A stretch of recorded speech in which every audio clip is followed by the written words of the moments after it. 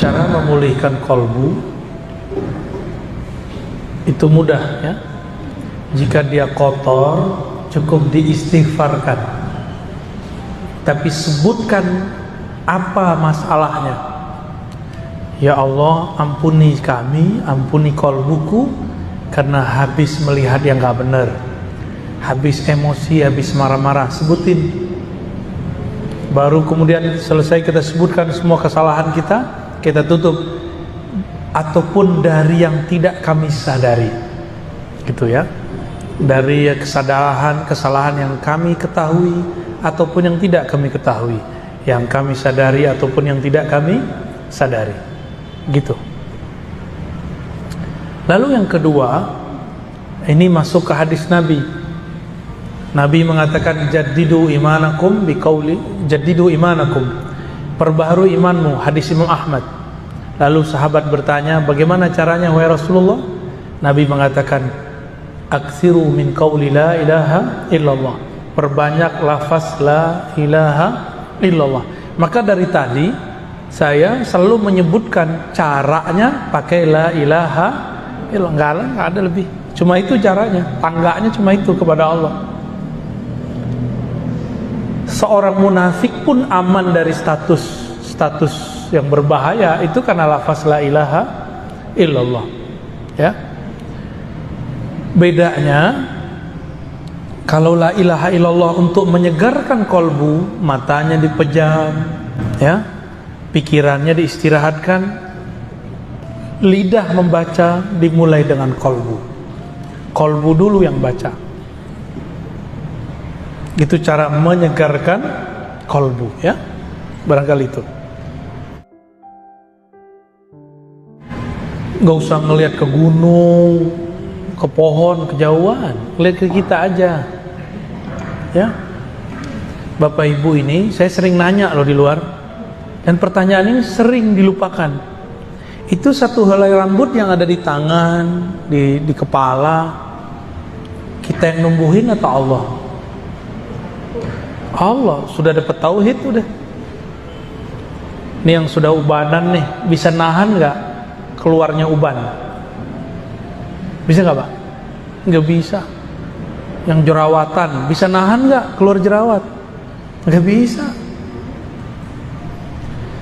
Di situ aja kita sudah kalah dan kita mengatakan, oh, satu helai rambut pun bukan aku yang berkuasa, tapi Allah lah yang berkuasa.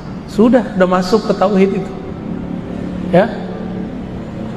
Saya juga sering nanya, Bapak Ibu punya kuku manjang nggak? Manjang, bener. Kukunya manjang nggak? Tiap minggu potong. Giginya manjang nggak? Tuh siapa yang nyuruh berhenti gigi kita? Ya Allah, kita aja nggak bisa nguasain gigi coba. Untung gigi kita nggak kayak kuku. Kalau nggak dia maju terus, manjang terus. Tiap kali mau pengajian ngikir dulu. Jadi tubuh ini bukan kita yang berkuasa, yang berkuasa Allah Subhanahu wa Ta'ala. Itu udah masuk ke tauhid. Jadi nggak usah ke gunung, ke Bogor, kelamaan kena macet dulu ya. Yang gampang deh, ambil biji jagung, ambil biji cabai, aduk-aduk, ntar salah tumbuh nggak? Salah nggak tumbuhnya? Nggak bakal. Yang biji cabai pasti tumbuhnya cabai, yang biji jagung pasti tumbuh jagung, nggak ketuker. Kalau kurang percaya lagi, yang mirip itu kan padinya, padi ketan sama padi beras, aduk aja tuh mirip. Ntar tumbuhnya beda nggak? Tetap beda. Begitu Allah nggak pernah salah dalam mencipta, maka Allah nggak akan pernah mengirim rezeki baik, namanya rezeki jodoh, rezeki uang, rezeki sehat ya. Jadi Bapak Ibu ini jodohnya nggak akan ketuker. Saya pengennya sama dia, kok dia yang dapat dia? Itu itu nggak benar begitu ya. Kita tidak akan pernah ketukar jodohnya, nggak akan pernah.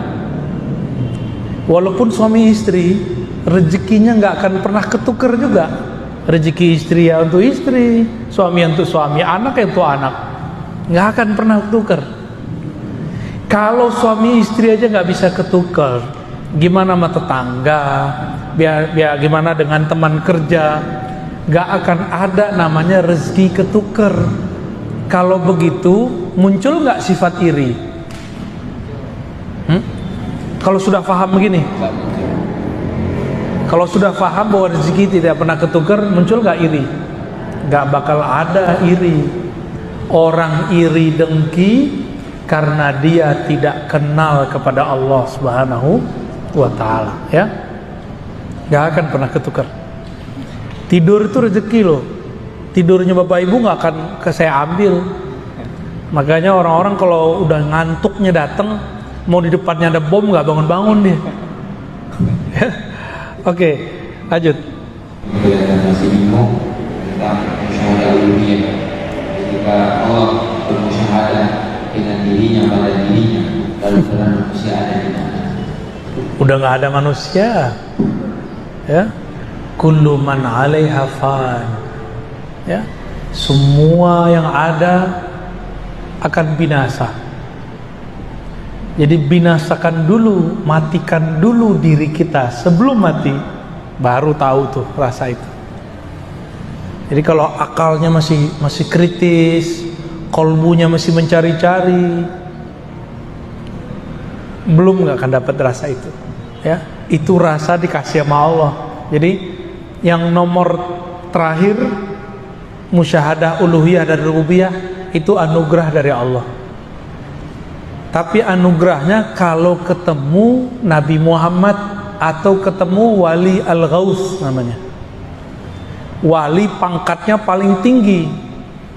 Karena ini makomnya beliau, makomnya Nabi dan pewaris-pewaris beliau itu. Kalau nggak ketemu mereka, nggak akan pernah dapat. Paling cuma dikasih wirid-wirid aja sama guru, sama kiai. Malah nih, sekian, gitu aja paling. Nggak akan dapat lebih. Tapi kalau ketemu dengan al-ghaus, wali yang lebih tinggi dari semua wali, yang kolbu dia plok copy paste kolbu Rasulullah, ya, seperti Syekh Abdul Qadir Jilani, Sidi Ahmad Rifai, ya, Abul Hasan Syazili, Ahmad Tijani, itu mereka kolbunya tuh. Murid-murid mereka mengalami hal itu, ya. Kalau di akhir zaman ya Al-Ghaus akhir zaman, sampai nanti Al-Imam Al-Mahdi, ya. Jadi itu anugerah dari Allah, nggak usah dipikir-pikirkan. Berdoa aja semoga ketemu mereka, dididik oleh mereka, lalu kemudian kita dihantarkan Allah kepada itu. Amin ya rabbal alamin, ya. Hu Allah hilang kalau sudah baca ahad. Huwallahu ahad. Ahad artinya apa? Dia sendiri, maha sendiri, alone. Kalau Allah itu pencipta, Allah itu nama pencipta. Huwa, kalau ada huwa berarti ada anta, ada ana, ada kamu, ada aku. Jadi huwa Allah, hilanglah huwa Allah. Nanti Allah kasih rasa ahad namanya dalam kolbu. Yang terasa sama kita cuma Allah aja. Tapi itu disebut ahwal. Apa arti ahwal? Kondisi. Yang kondisi ini nggak boleh lama-lama, karena kalau lama-lama orangnya bisa kayak orang ngebleng. Tapi dia bukan gila. Dia kayak Laila Majnun. Cerita Majnun itu dia begitu tuh. Kelihatan kayak gila, dia bukan gila, dia sedang waras. Cuma lagi mabuk dalam itu. Nah, orang kalau mabuk di sini nanti dia menjadi wali majzub. Apa arti wali majzub? Wali yang ketarik akalnya, yang dominan cuma cintanya kepada Allah. Makanya kita ini kalau masih pakai akal semata memahami itu nggak bisa paham. Ada wali-wali yang aneh-aneh. Karena orang-orang kasmaran itu aneh-aneh, bener gak? Laki perempuan lagi kasmaran aneh-aneh, nggak pakai otak dia, agak miring dikit, seakan dunia milik dia dan yang dicintainya doang, ya.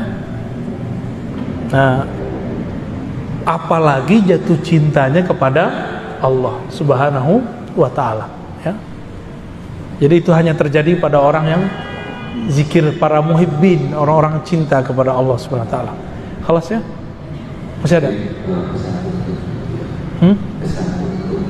Oh ya, ini kan tawakufan ya, kita sudah 6 pertemuan, bener ya? Nanti Sidi Musa yang ngajar ya. Pakai kitab apa yang udah? Aqidatul Awam sudah? Sama Habib Geis? Belum ya? Habib Geis ngajar apa? Aqidatul Awam.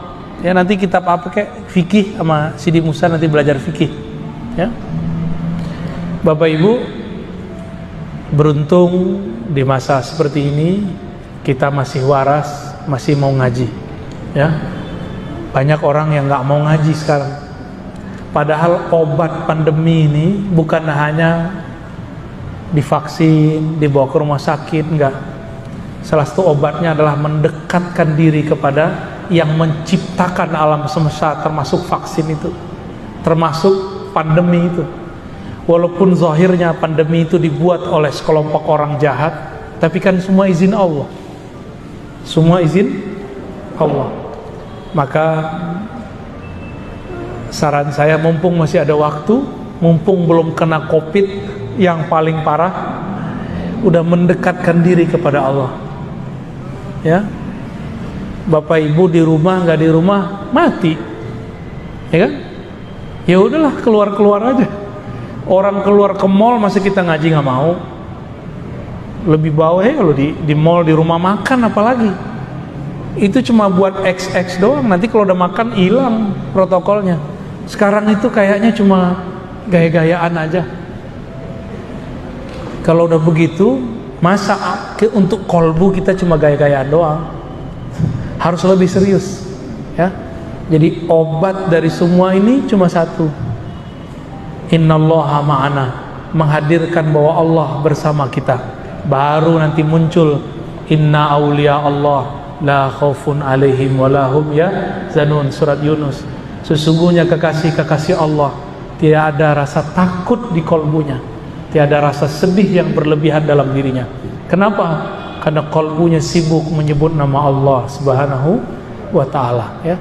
Ruhnya sibuk menatap Allah, lisannya sibuk qomat kamit membaca kalimat-kalimat Allah, tubuhnya sibuk menyembah Allah. Udah gitu aja kerjaannya.